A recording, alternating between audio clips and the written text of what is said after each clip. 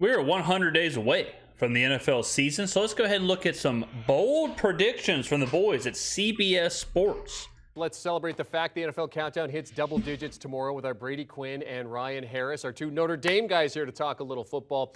Guys, we love the countdown, but I wanted to ask you, when you guys were active players, did you even know how far out you were? What was the timeline like for you in terms of counting down to the season?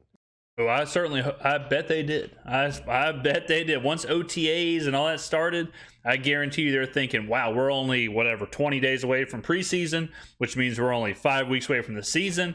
I would assume once those OTAs rolled around, it was party time. No, for me, it was always just focusing on that day, whatever that was, whether it's an OTA at this time of year or as you head into mini camps. Probably was a new install, maybe, trying to work on some chemistry with a new wide receiver as someone just got to the team. You've got blinders on. You're like a big Clydesdale that they take around in New York and Manhattan, and you're just sitting there focused on the task ahead of you. So I don't know, maybe for an offensive lineman like Big Hair or Big Ryan, it was different. But for me, it was just blinders on like a big old Clydesdale. I remember when I was in school, elementary school, high school, you got on summer break. I don't know if y'all ever did this, but I remember being like, all right, I've got 4 weeks left of summer. All right, I've got 3 weeks left of summer. All right, I've got 2 more weekends left. All right, this is my last Saturday before school starts. Like, I was constantly counting down anything. Christmas break, it's like, all right, 3 more sleeps until Christmas. I'm constantly counting down stuff like that, So if I was an NFL, I guess it's different strokes for different folks. Some people probably just take it day by day, like Brady said. Some people probably take it in increments, like, okay, I got to get through OTAs, I get through training camp, I got to get through preseason, then the season. Or other people like me constantly are looking super far in advance and kind of counting week by week or how many of blank is left until blank happens. Well, the big countdown for players for me was always, when does training camp start? As a player, you can't even necessarily look at the start of the season. You have to, as Brady was saying, get to OTAs, figure out what's new and different, and then you have to survive training camp. And yes, it's been easier than in years past with some of the changes the NFL made. But if you're a player, yes, 100 days to the season, but that means you're about 70 days away from really putting on some pads and trying to establish yourself and prove yourself again in the NFL. All right, so let's get into some topics here. Brady has some big questions coming into the 2023 season, the first of which is concerning the New York Jets. Yeah, the question is, does Aaron Rodgers help the New York Jets soar? And I'm just going to... Yeah. Yes. Rodgers. Now, does that mean the Jets will be Super Bowl contenders? I don't know about that. Does that mean they're going to win the AFC East? I don't know about that. But he's definitely going to help them, quote unquote, soar. He's definitely going to raise... he's going to raise them up. When a player like that joins your team, it wakes up the entire team. I can promise you this: the Jets right now have a whole lot more confidence, have a whole lot more gumption to them going into this season than they would with the combination of Zach Wilson and Joe Flacco. When you look at Aaron Rodgers, when he's in the huddle, when he's in that training camp, or when he's in the locker room, it's the same as someone like Kevin Durant or LeBron James, where you believe, damn, we got a chance to win. Damn, it doesn't matter if he's the only thing that changed. All of a sudden, you believe like we have a legitimate chance. All of a sudden, your goals go from 10 wins or a winning season or whatever to we should be and probably will be in a position to make a really, really deep run here. Go ahead and say yes. Yes, he does. Okay. And think about this stat, okay? Since Aaron Rodgers took over as a starting quarterback for the Green Bay Packers, but his very first year, from that point to now this upcoming season, he's only thrown double-digit interceptions 3 times. If you look at New York Jets starting quarterbacks since Aaron Rodgers came into the league and started playing games, every single season, their starting quarterbacks have amounted to double-digit interceptions. Turnovers have killed this team. For the first time in my lifetime, the Jets they have a legitimate quarterback. I understand that Rodgers is, ayahuasca'd up and he's on his own path right now, and he's at the twilight of his career. Guy was the MVP a couple years ago. The guy can still play, no doubt about that. He's still a top-tier quarterback, even if it's just for this 1 year. Even if it's all the Jets get is 1 year of Rodgers, you're getting a really, really good quarterback. For 1 year, I would take Rodgers over almost anybody, besides the Mahomes and the Burrows of the world. Rodgers would be way up there on my list of like, who am I going to get for 17 games? So it's going to be interesting to see the Jets. I mean, this is a new look Jets for us. In my life, the Jets have, when they've been good, it's been because of the defense, or it's been because of things, mostly the defense, mostly the Rex Ryan Jets teams, where unbelievable defense, mediocre offense, but they'll figure out a way. Now you got Rodgers with some real weapons. You got Rodgers with legitimate weapons, solid defense. This is the most well-rounded Jets team we've seen. They're in the top half last year. It's been the Achilles heel for quite some time now. He is going to be the best quarterback the New York Jets have ever had. Wow. Yeah. And I know that throws Yes. Joe Namath into the conversation, a Hall of Famer. Rodgers is better than Namath. I mean, like, even if you take them both and you kind of blur the lines because Namath played so long ago, Rodgers, when it's all said and done, Rodgers is higher up on the all-time list than Joe Namath. So Brady's right here. This is the best quarterback the franchise has ever had. That's exciting if you're a Jets fan, for sure. It's exciting for an NFL fan. I believe it's always better when big market teams are good. It just makes everything better. It just makes it more exciting. It makes the product better. So as a casual fan, as a deep fan, as a Jets fan, as an NFL fan, however it is, this is a win for the NFL. But when you talk about this high-level quarterback play that Aaron Rodgers is capable of, he's only a year removed from being an MVP of the league. With this roster, with the talent they have, I think he's in for a big year. I think the Jets are getting ready to soar. Wow. Okay. I agree, and I'll tell you, and you mentioned the roster, Brady. A lot of this is going to do with that roster, skill positions and defense, because if you're the Jets, not only do you have Aaron Rodgers, but you have Allen Lazard. You also got a sneaky good wide receiver and world champion McCole Hardman. You got Randall Cobb back. And so they've been able to put together a roster. But then you have the Jets defense somehow lost in all of this. They gave up the fourth fewest points and yards last season, meaning that Aaron Rodgers will have a shorter field to work with every time he touches the ball, and he doesn't have to score as many points to win games. Those two factors, give me Aaron Rodgers and these Jets soaring this year. Okay, the San Francisco 49ers are second favorites to win the Super Bowl as of today. What concerns do you have about this Niners team? Well, I've been kind of leading this charge with that. I think the Niners are a bit overrated. Everyone knows last year I had a big ticket on the Niners to win the Super Bowl. We covered them fiercely on this channel. But I think them being the second favorite to win the Super Bowl is kind of wild. I understand the NFC is weak, but there are so many question marks with San Francisco. With their calling card is their defense. When you lose your defensive mastermind, when you lose DeMeco Ryans, that's a question mark. All right. When your quarterback last year, Brock Purdy, is coming off of an injury, and we've only seen 7 or 8 games of him. Like, now that we have tape on him, now that we have an offseason plan for him, will he take a step forward or will he take a step backwards? If he takes a step backwards, all of a sudden you have a bad quarterback. I would say Purdy was average-ish last year. If he goes from average to bad, that ain't good. Then you look at Trey Lance. We have, a game and a half of tape on Trey Lance for the last 3 years. What is Trey Lance going to give us coming off of that injury? Is he going to be the starter or not? Then you have Sam Darnold. If Sam Darnold is the quarterback of the 49ers, should they be the second favorite to win the Super Bowl? It's kind of hard for me to imagine Sam Darnold being in the NFC Championship game. Is it not for you? So those are question marks. I understand the rest of the team is super talented, no doubt about it. I love them. Kyle Shanahan is probably my favorite coach in the NFL. Love the guys. All right, I'm there. But those are huge concerns, huge question marks. Is Shanahan and the rest of the 49ers good enough to do this again, where they take a average quarterback, a game manager quarterback? Are they good enough to again get to an NFC Championship game with that style? I don't know. I mean, you have to wonder at some point, does that run out?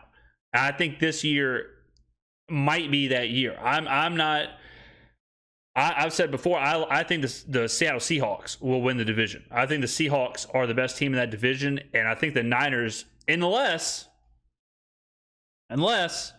Brock Purdy and or Trey Lance and or Sam Darnold take an enormous step forward.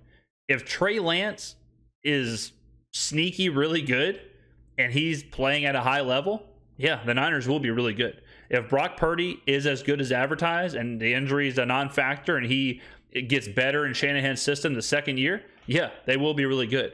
But I've got my reservations about if that'll happen. Will the 49ers strike gold with their quarterback this season? See what I did there? I mean, it's going to be like that, is that? I mean, look, we've got a big question mark at the quarterback spot for the 49ers. Will Brock Purdy be ready for camp in time, or will it be Sam Darnold, or will it be Trey Lance, right? So you've got a lot of different question marks. Here's what we know. The track record for Kyle Shanahan working with whatever quarterback that is usually works out. Yeah, and really the good. quarterback's not going to have to do it all.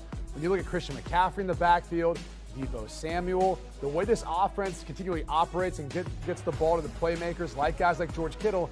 And on top of that, yes, you lose DeMeco Ryans as defensive coordinator, but you bring in Steve Wilks, who did a hell of a job at the end of the season last year with the Carolina Panthers. So I think he'll be just fine. So will they strike gold? I think so. I mean, that's been their track record. And by the way, Ryan, they play in a somewhat easy division when you look at the win-loss totals for both the Arizona Cardinals, who are in rebuild mode, and then throw in the LA Rams, who are in rebuild mode, both sitting around 4.5, 5.5 respectively. It seems like kind of an easy division to win some games, and maybe you're getting to double-digit wins and you're a playoff team. Absolutely. I mean, 4 wins in the division. Then you add the other pieces around this offense for the San Francisco 49ers. Still a good defense. But I'm with you, Brady. I think the 49ers actually strike gold twice on quarterbacks. Look, Trey Lance beat out Brock Purdy for that number 2 spot last year. Yes, Brock Purdy was amazing in the playoffs, a 5-0 record, a Cinderella story, right? Whew, I've never heard Cinderella. That was shocking. The Cinderella, that was wild. Let me back up here. I'm not saying the Niners will be bad. All right, do not get that twisted. I don't think they're going to all of a sudden be a 7-win team. What I'm saying is that I don't think they should be this guaranteed, this huge favorite to win the NFC or win the Super Bowl or even to compete for the Super Bowl. I mean, I think my whole thing is that I assume or I'm projecting that there will be a little bit of regression to the means for Brock Purdy. I guess at the end of the day, to really summarize it, is I don't think Brock Purdy is a legitimate high-level starter in the NFL. That's how I would put it. I think he caught lightning in a bottle last year. I don't think he's that good. Maybe he'll prove me wrong. I could certainly be wrong. I never am, but I could certainly be wrong. But I don't think he's that good. So if he's not that good, I have to assume he will regress. And if he regresses, I'm assuming the rest of the team will kind of regress as far as their results. So that's where I'm coming from with this. So I don't want, I totally understand the talent of the roster. But in today's NFL, it's hard for me to say, yeah, they're the second best team in the NFC without a shadow of a doubt, when I'm saying that they probably have a, somewhere around below average quarterback. But you look at what Trey Lance has done this offseason. He's worked on his throwing mechanics, spent time with Patrick Mahomes in the offseason, asked Patrick Mahomes what he does in the season. I wouldn't be surprised if Trey Lance is the starter out the gate and for the season, because if you're the 49ers, you have to make a decision with one of these 2 quarterbacks. Who's your guy moving forward for the future? And give me the long odds on Trey Lance, but I think the 49ers strike gold twice. Brady and I have played in that West Coast offense. It's very favorable, 2 quarterbacks. I like the 49ers being successfal this year. They played quarterback by committee because they had to last year because of all the injuries that they had. But you can't do that. I know that they have done that, and I understand what he's saying, but you can't just say they're going to be, both quarterbacks will be good or they'll be fine no matter who's the quarterback. Like that, we're giving Kyle Shanahan and the 49ers way too much credit for how consistent they've been, when you can just every year say, doesn't matter who the quarterback is, who cares, they'll be successful. This is the NFL. It's a quarterback-driven league. Bottom line. You can't say Brock Purdy, Sam Darnold, Trey Lance, Jimmy Garoppolo, who cares? Put someone in, they'll be good. Like, that's not how it works. So I know it's easy to say that, because of how good the Niners have been with Shanahan. But to say like, yeah, Brock Purdy or Trey Lance, either one will be fine. It's like, that's tough. I've heard people say Sam Darnold will be the best quarterback for the Niners this year. So all of a sudden now, we've got 3 totally unknown assets, and we've got the sports media landscape saying all 3 are going to be really good. That ain't how it works. Brady, could this be a quarterback by committee with 2 healthy starters, depending on how things go here? No. I mean, potentially. I mean, you've got the insurance policy there. That never works. I think it's still a ton of upside, and obviously experience as well. People have kind of written him off after his time with the New York Jets. You go look at him play at the end of last season, though, played some good football for the Carolina Panthers. That wasn't an easy spot for him to be in. And so now he's going to be revived in a system where he's got the skill set to perform and play well. You know, Ryan talked a lot about Trey Lance working on his throwing motion, working throughout the course of this offseason, not only to get healthy, but to elevate his game. He's another player that oozes with upside and potential. And I think the thing that bodes well for both of them, look, if they're all healthy, Brock Purdy's probably the guy going into the season, but it's Kyle Shanahan. It's his play calling ability. It's their ability to be able to find ways of getting to the runs that they want to execute and be efficient, and then set up easy pass plays for any quarterback within this offense. Think about this. All right, think about any other team. Imagine being like, this team is the second favorite to win the Super Bowl, or you're going to project this team to be in the NFC Championship game or the AFC Championship game if it's another team. And the conversation we're having 100 days away is how much upside and potential the third string quarterback has. That is so rare. Well, it's never happened. Like, imagine being like, man, I love the Steelers this year. I think the Steelers can really compete. I think they're a Super Bowl level team because I love the upside of their third string quarterback who could be their starter. Like, I think it's way, way, way, way too risky to put this high of a projection on a team when there's real talk about their third string quarterback having to carry the load. And play to their strengths. So it doesn't matter which one it is, in my opinion. I think they will strike gold with this roster and Kyle Shanahan. Okay, let's move over to you're pondering the future of the odd man out in San Francisco, who, of course, is Jimmy Garoppolo. Yeah, I mean, my question for it is, does the gamble... What are we doing here, State Farm? What are we doing here? It's this video, obviously, I don't watch the videos before... I don't watch the videos before I do them, obviously, because then I couldn't do a reaction to them. It's interesting where we have the title of the video is bold predictions, but then what's actually happening here is the biggest questions for each team. There has not been a prediction. It's been a question, and that's pretty much about it. Interesting choice of title and words by the CBS boys here. Garoppolo with the Raiders pay off in Las Vegas. You're good at this. I'm going to go ahead and say it's going to be tough to see it pay off for this reason. We saw for quite a period of time now that the contract wasn't finalized, and for good reason. He still hasn't passed a physical.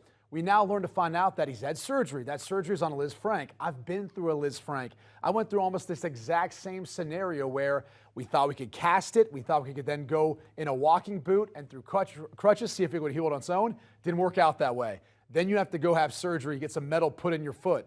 That's going to take quite a period of time to come back from. And the way they structure this contract, they don't really owe him anything if they want to move on or if he can't pass that physical. Then it leads you to think, well, who is going to be their quarterback for the future? So with so many question marks, the way this has all transpired, I don't know. I don't think the luck is really on the side of the Las Vegas Raiders here, Ryan. I do.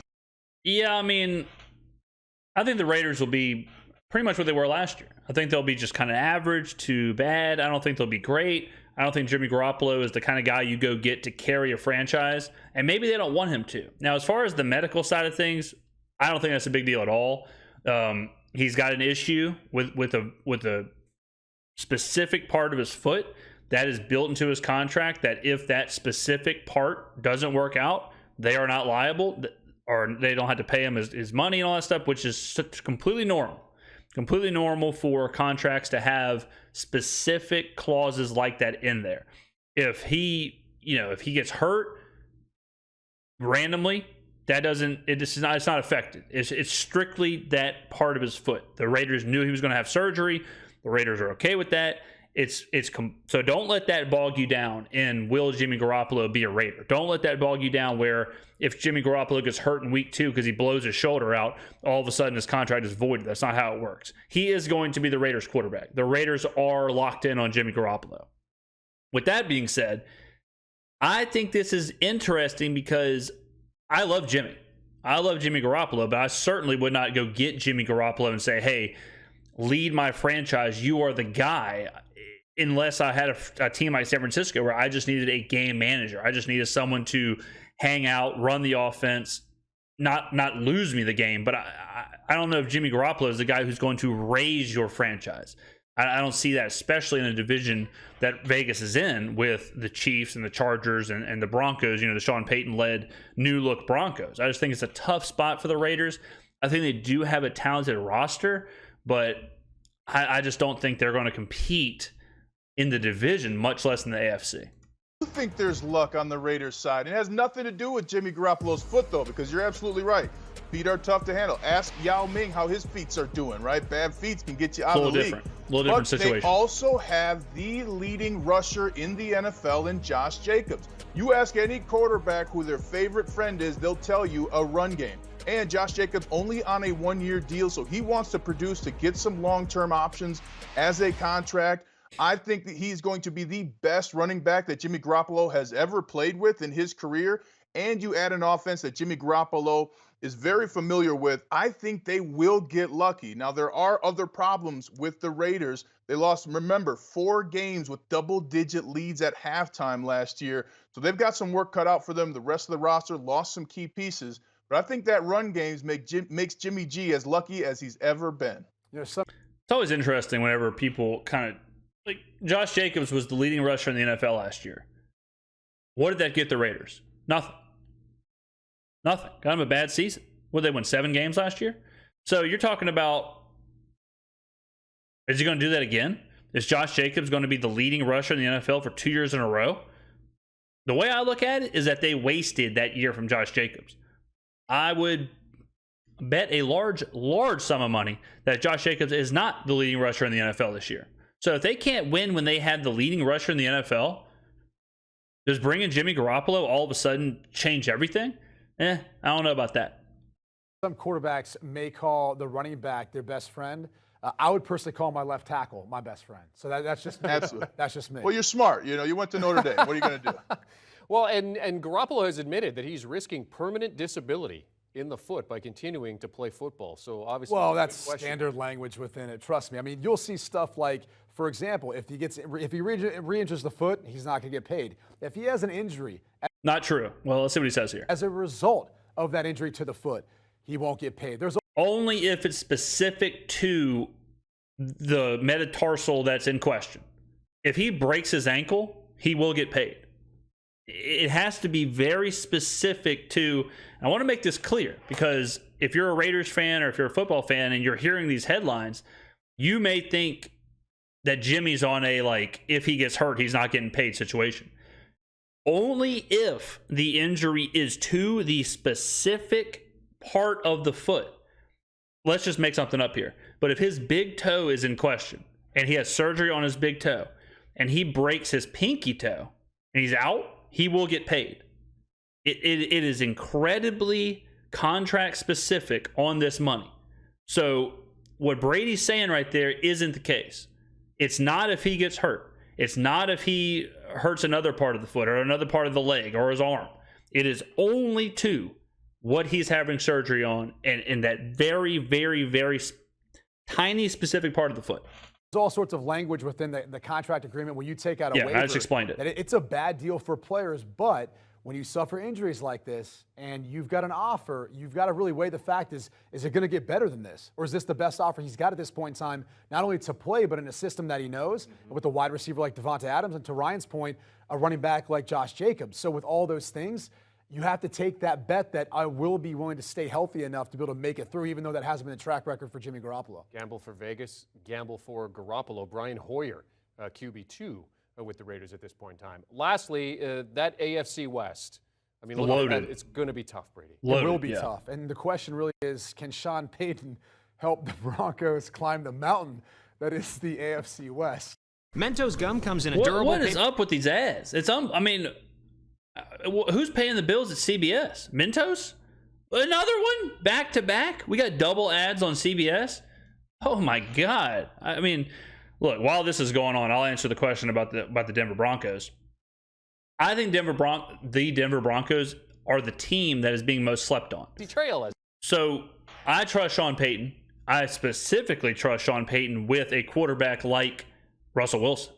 I mean, it's the perfect storm for the Broncos to be successful. If there's anybody in the universe besides Kyle Shanahan who could figure out how to fix Russell Wilson, it's Sean Payton. Now, the only caveat to that is if Russell Wilson is cooked.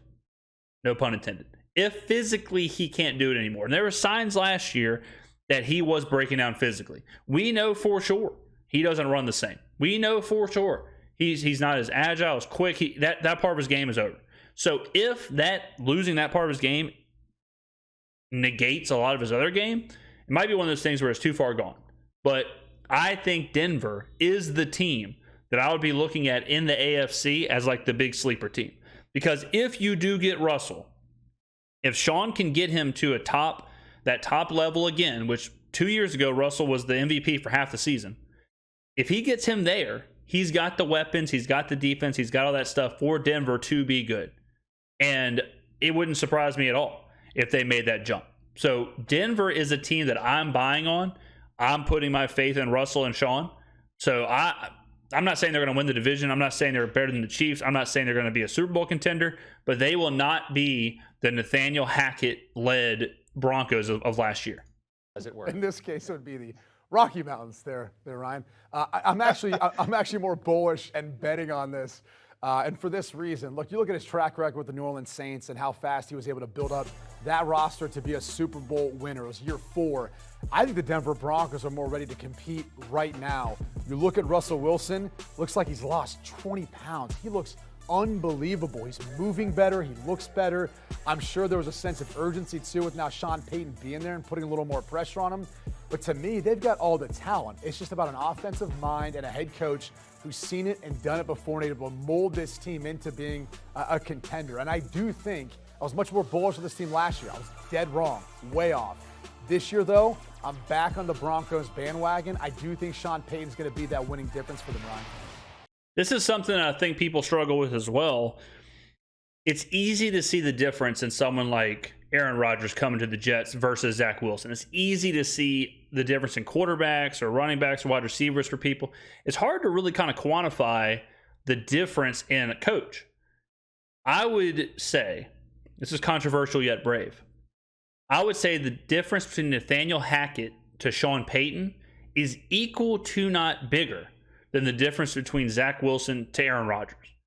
You can't even imagine the difference a franchise is going to feel going from Nathaniel Hackett, who couldn't even figure out the timeouts, to a guy like Sean Payton.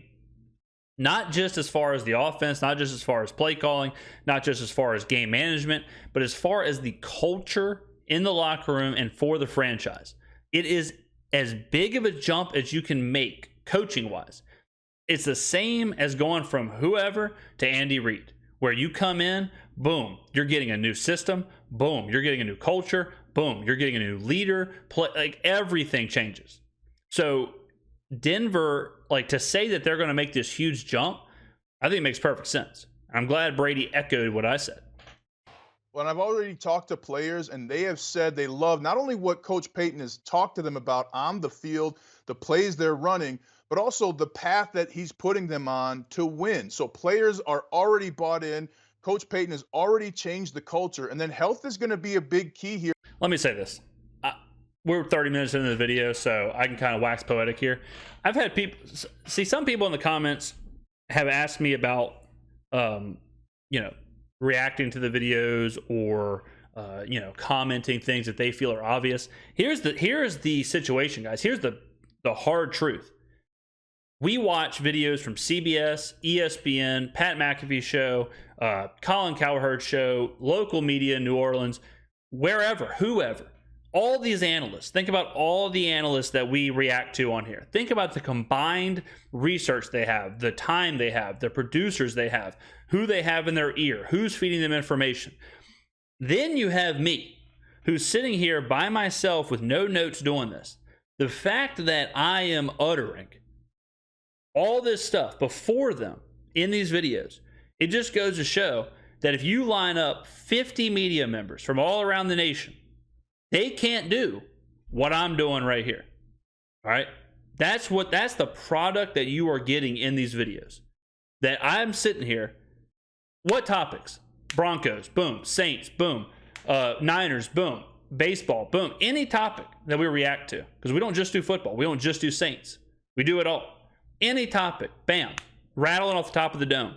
Here's the answer. Here's the answer first. Then they say it. Then these guys say it.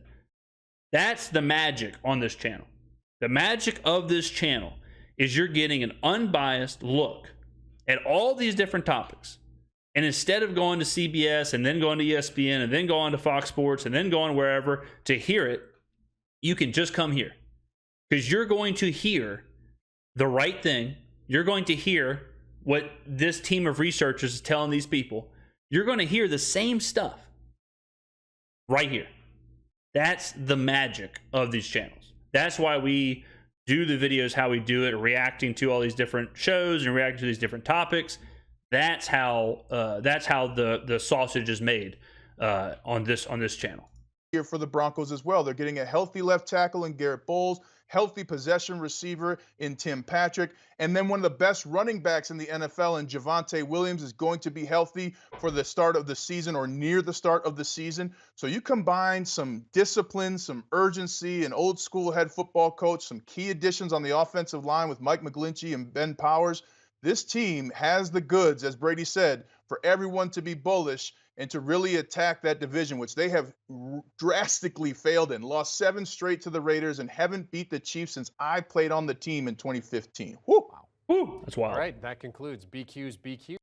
Yeah, I think the Broncos are going to be good. I'll say this. I'd be shocked if they don't make the playoffs this year. I would be really surprised if they don't make the playoffs and they aren't a competitor in that division. Thank you for watching, ladies and gentlemen. Let me know what you think in the comments below on any of the topics that these young men talked about. Thank you very much. I do appreciate you watching. I do appreciate all the engagement on the channel. I do appreciate all the comments, everything that happens on here. You could watch any video in the world, but you choose to watch this. And for that, I'm always appreciative.